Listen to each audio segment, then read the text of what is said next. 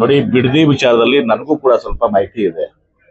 ಯಾಕಂದ್ರೆ ನಮ್ಮ ಇಲಾಖೆಯಿಂದ although it's a project of PWD ಇಂದ ಅದು ತಗೊಂಡ್ಕೊಂಡಿದ್ರು ಕೂಡ ನೈಸ್ ರಸ್ತೆ ಯೋಜನೆಯನ್ನ. ಅದು ಸಾರಿ ನೈಸ್ ಅಲ್ಲ, ಬಿಡದಿ ಬೆಂಗಳೂರು BMRD ತಗೊಂಡಿದ್ರು ಕೂಡ ಅದನ್ನ BBMP ತಗೊಂಡಿದ್ರು ಕೂಡ ನಮ್ಮ KRDB ಇಂದ ಅಕ್ವಿಷನ್ ಕೇಳಿದ್ರು. ನಾವು ಅಕ್ವೈರಿಂಗ್ ಬಾಡಿ KRDB ನಮ್ಮ ಆಕ್ಟ್ ಇದೆಲ್ಲ, ಅದಕ್ಕೆ ಒಂದೇನೋ ಫೀಸ್ ಕಟ್ಟಿ ನಾವು ಅಕ್ವೈರ್ ಮಾಡ್ತೀವಿ. ಹೀಗಾಗಿ ನನಗೂ ಕೂಡ ಗೊತ್ತದು. ಅದು ಪ್ರಾರಂಭ ಆಗಿದ್ದು 2006ರಲ್ಲಿ ಸನ್ಮಾನ್ಯ ಮುಖ್ಯಮಂತ್ರಿಗಳಾಗಿದ್ದಂತ ಶ್ರೀ HD ಕುಮಾರಸ್ವಾಮಿ ಅವರಿಂದ ಇದು ಪ್ರಾರಂಭ ಆಯಿತು. ಮುಂದೆ ಅವರು DLF ಅಂತಂದ್ರು, ಏನೇನೋ ಮಾಡಿದ್ರು, ದುಡ್ಡು ತಗೊಂಡ್ರು, ಕೊಟ್ರು. ಆವಾಗ ಎಲ್ಲಿ ರೈತರ ಕಾಳಜಿ ಹೋಗಿತ್ತು ಇವ್ರಿಗೆ? ಇದು HD ಕುಮಾರಸ್ವಾಮಿ ಅವರ ಕನಸಿನ ಕೂಸು. ನಮ್ಮವ್ರ ಕಡೆ ಮುಂದುವರ್ಸ್ಕೊಂಡು ಬಂದಿರುವಂತದ್ದು ಅಷ್ಟೇ. ಆಮೇಲೆ 2006ರಿಂದ 2026 ಎಷ್ಟು ವರ್ಷ ಆಯ್ತು?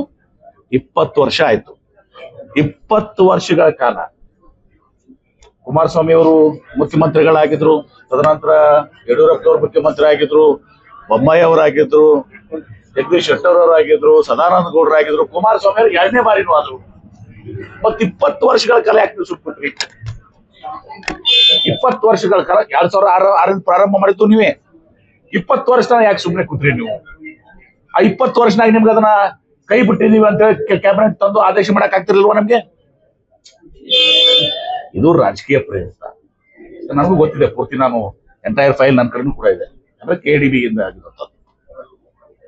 ಮೊದಲು ಇವರೇ 6ಕ್ಕೆ ಪ್ರಾರಂಭ ಮಾಡಿದ್ರು. ಬಿಡದಿ ಟೌನ್ಶಿಪ್ ಪ್ರಾರಂಭ ಆಗಿದ್ದು ಸನ್ಮಾನ್ಯ HD ಕುಮಾರಸ್ವಾಮಿ ಅವರ ಕನಸಿನ ಕೂಸರು.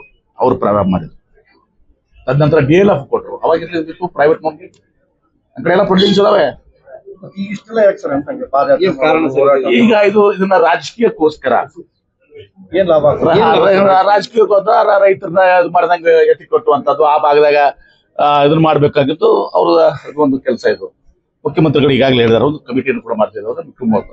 ನಮ್ಮ ಮುಖ್ಯಮಂತ್ರಿಗಳು ಸಮರ್ಥಿದಾರ.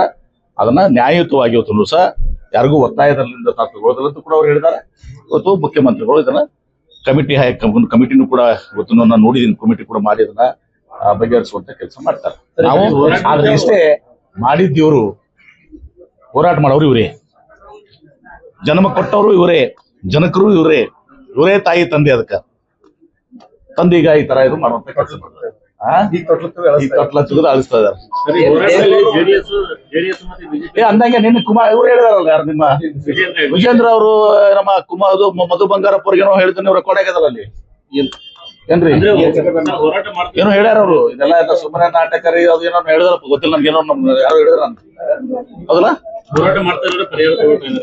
ಹಾ ಹೇಳಿದಾರ ನೋಡ್ರಿ. ಇವ್ರದ್ದು HDK ಅವ್ರದ್ದು ಅದ ಅಂತ ಹೇಳಿ ಹೇಳಿದ್ರಲ್ಲ, ಅವರು ಅದ್ರ ಫಲಾನುಭವಿಗಳಿಗೆ ಈ ರೀತಿ ಮಾಡ್ತಾ ಇದ್ದಾರೆ. ನಾನು ಅದ್ರ ಬಗ್ಗೆ ಮಾತಾಡಂಗಿಲ್ಲ. ಅದು ಹೇಳಿದಾಗ ನಾನು ಹೇಳಿದ್ದೆ 100 ಎಕರೆ ಎಲ್ಲ 36 ಎಕರೆ ಅಂತ ಹೇಳಿದ್ರು. 36 ಅದು ಗೊತ್ತಿಲ್ಲಪ್ಪ, ನೀವು ಕೇಳಿ. ಮತ್ತೆ ನಾನು ಯಾಕೆ ಮಾಡ್ರೆ ಹೆಣ್ಮಕ್ಳು ವಿಚಾರದಲ್ಲಿ ನಾವು ಕೈ ಹಾಕಕ್ ಹೋಗಲ್ಲ.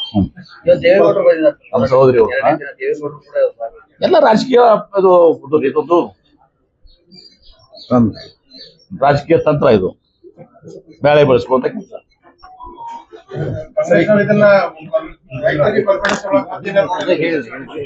ನಮ್ಮ ಮುಖ್ಯಮಂತ್ರಿಗಳು ಆ ಭಾಗದವರಿದ್ದಾರೆ. ಮುಖ್ಯಮಂತ್ರಿಗಳಿಗೆಲ್ಲ ಗೊತ್ತಿದೆ. ಮುಖ್ಯಮಂತ್ರಿಗಳು ಹೇಳಿದಾರೆ ಯಾರಿಗೂ ಒತ್ತಾಯ ಪೂರ್ವಕ ಜಮೀನು ತಗೊಳ್ಳೋದಿಲ್ಲ ಅಂತ ಹೇಳಿದಾರೆ. ಮತ್ತಿನ ಏನ್ ಬೇಕು? ಸ್ವಯಂ ಇಚ್ಛೆಯನ್ನು ಕೊಡಬೇಡ ಅಂತೀರಾ?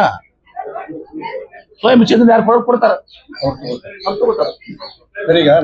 ಕಂಪ್ಲೀಟ್ ಮಾಡ್ಯಾರ ಹೇಳಿ ಸರ್. ನಾಗೇಂದ್ರ ಅವ್ರ ಮೇಲೆ ಈಗ ಅಂದ್ರೆ ಎಲ್ಲಿಂದ ಔಟ್ ಆಫ್ ಸ್ಟೇಟ್ ಹೋಗ್ಬೇಕು ಅಂದ್ರೆ ಪರವಾನಗಿ ತಗೊಂಡು ಹೋಗ್ಬೇಕಂತ ನ್ಯಾಯಾಲಯದ ಜಾಮೀನು ಆಗಿದೆ. ನನಗೆ ಗೊತ್ತಿಲ್ಲ.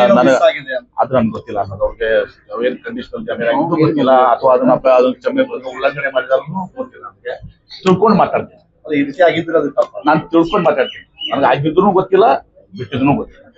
ಈಗ ಸಚಿವ ಸ್ಥಾನಕ್ಕೆ ಕೂತ್ ಬಂದಿದೆ ಅಂತ ಹೇಳಿ ಈಗ ಅವ್ರಿಗೆ ಮತ್ತೆ ನನ್ಗೆ ಗೊತ್ತಿಲ್ಲ. ಅದು ಅದನ್ನ ಮುಖ್ಯಮಂತ್ರಿಗಳು ತಿಳ್ಕೊತಾರೆ, ಅವರು ನಿರ್ಣಯ ತೆಗೆದುಕೊಳ್ತಾರೆ.